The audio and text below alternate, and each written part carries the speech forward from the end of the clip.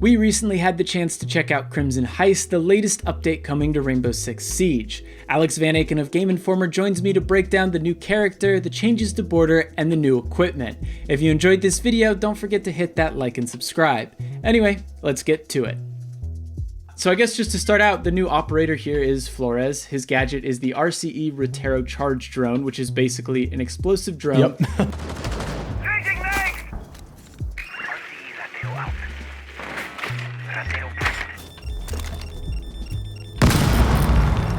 He's equipped with the AR-33 and SR-25. His secondary is the GSH-18. His equipment is stun grenade and claymore, and those are the big things for Flores. Yeah. Both of us had the chance to play him. I mean, overall, what'd you think of him? I liked him. Flores isn't typically my style of play. More of, an explosives expert, taking down soft walls. I typically, rely on other sorts of characters, but his kit is really interesting because there's a lot of things that you can do with that explosive drone. There's a lot of little tips and tricks that you can kind of employ to kind of maximize his efficiency with those items. Jumping onto walls before you time his remote explosive. A lot of cool stuff like that. But what do you think, Jake? I had fun with him. I think he was more interesting to play against than he was to play as, because whenever that drone would show up in the bomb room or whatever, I would drop what I was doing, sprint out the door, and just cower. And it's not even that big of an explosion, but it's big enough to really mess you up. If you're caught in it, it's just an instant kill. Yeah. But I actually found out while playing him, trying to get kills with the drone wasn't always the best idea.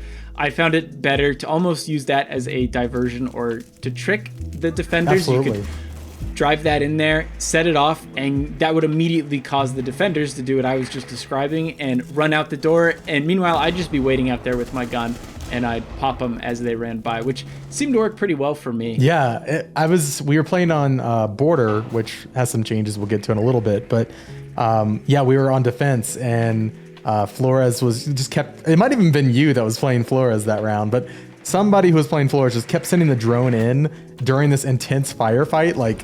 There's 3 or 4 different fights happening, and this one dude's just sitting back, sitting in the drone. But it was enough.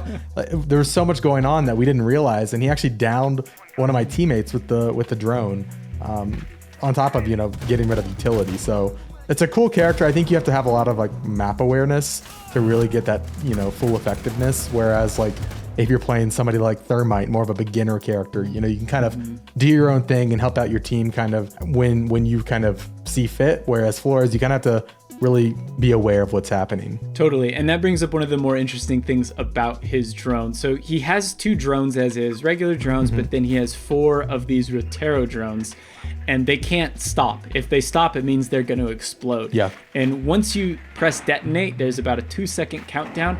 And once you activate that, it is bulletproof. An enemy can't destroy it. However, if you're just driving that thing in a room and someone sees it and shoots it before you activate it, it'll get destroyed. It won't explode. That'll just be it. Yeah. I kind of like the idea of an explosive that can't stop until you want to commit and blow it up. That's a neat idea. But I'm curious to see how people end up playing with this character. Target sighted. Sending out RCE.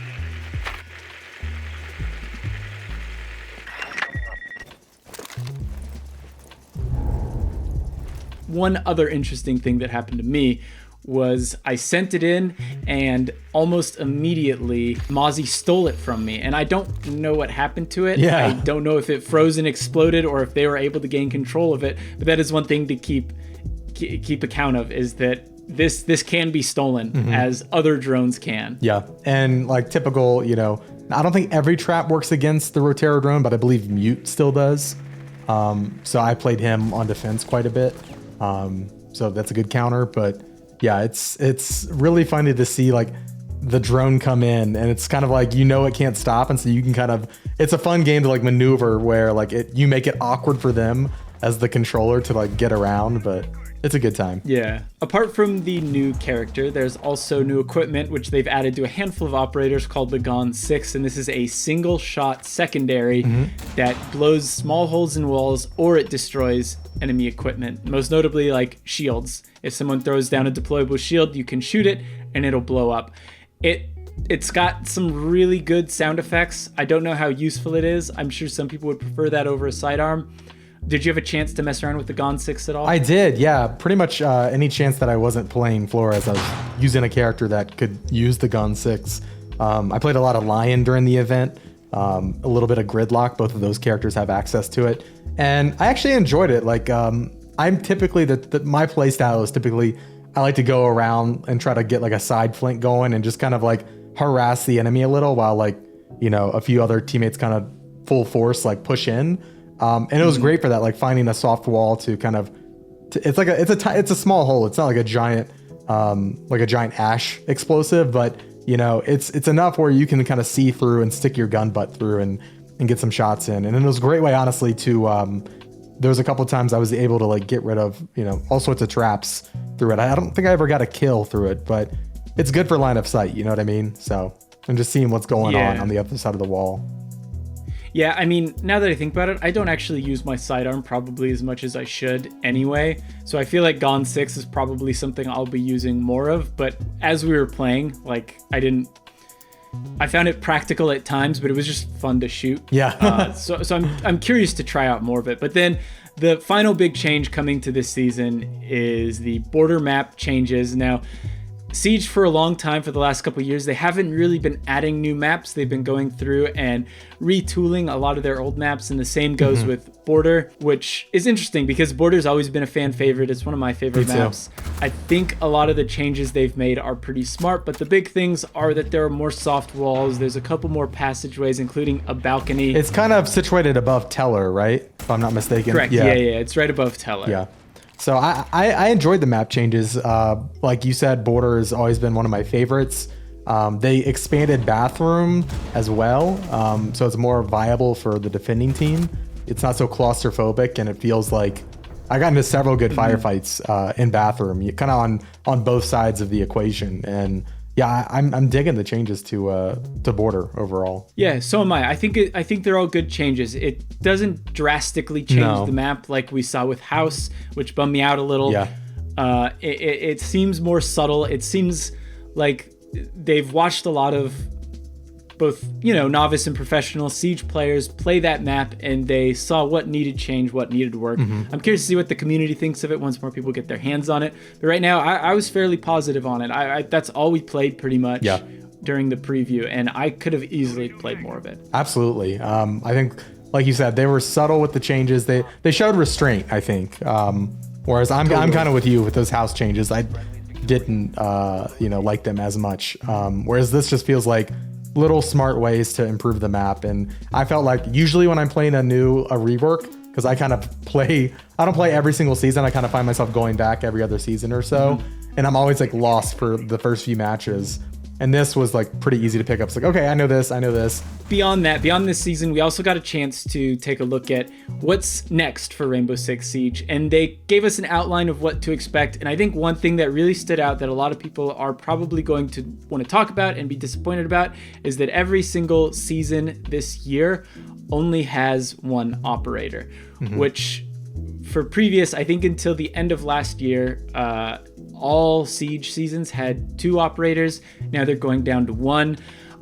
Personally, as somebody who's been playing Siege for a long time, I'm a little bummed. I remember when they talked about their goal to get 100 operators, and now that they've cut that down to 1 a season, I'm like, that's going to take a while.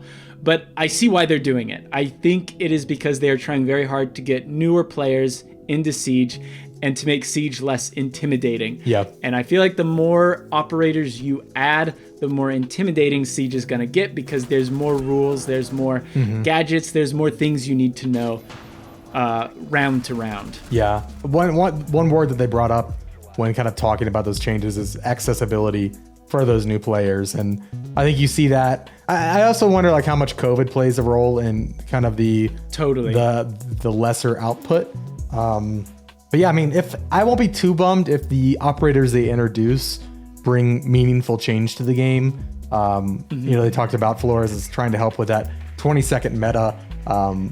Because I feel like a lot of times it's kind of hit or miss for those like those pair of operators that drop. It's usually like one of them is like really viable and the other kind of gets sidelined sometimes. So maybe with more of a focus on one. We can kind of get meaningful characters. Yeah, I don't think it's a bad thing. I totally get why they're doing it, but part of me definitely is a little bummed. I think that's okay. We won't get two at a time. Yeah, I think it's okay to be bummed.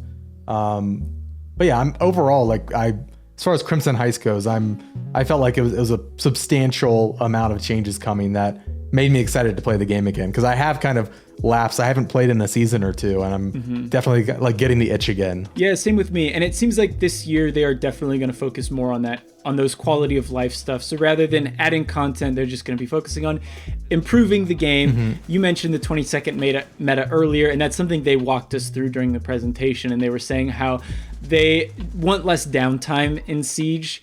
It's interesting because Siege does have a lot of downtime, right? Yeah. There's the preparation phase. When you die, you're just checking cameras, and they want to try to figure out ways to get knocked out players more involved in the match, even while they are kicked out. And they want to try to shorten those early windows. They were pretty vague on how they're actually going to do that, and that is something they're going to iterate on and test out in the test server. And they said that this year, when they have new ideas, new things they want to test, they're going to focus a lot more on putting that in the test server and getting it in players' hands early so they can test it out. So yeah, this seems like a Siege 2.0 year in a weird way, where rather than adding a bunch of content, they're just doubling down on making this shooter as solid as can be, and also bringing in as many new players as possible.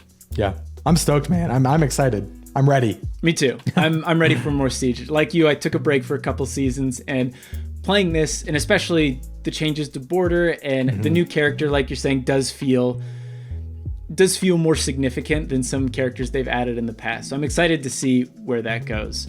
But anyway, for more on Rainbow Six Siege, stay tuned to GameSpot. We've got news stories and articles and other videos as well. But also, be sure to check out Game Informer. Is there anything over there that you're working on, Alex, that you want to plug? Yeah, sure. Thank you. I've actually got a feature going out on kind of my favorite things that are being introduced with Crimson Heist, and kind of things that were mentioned during the roadmap conversation. So yeah, head over to youtube.com/GameInformer or just GameInformer.com.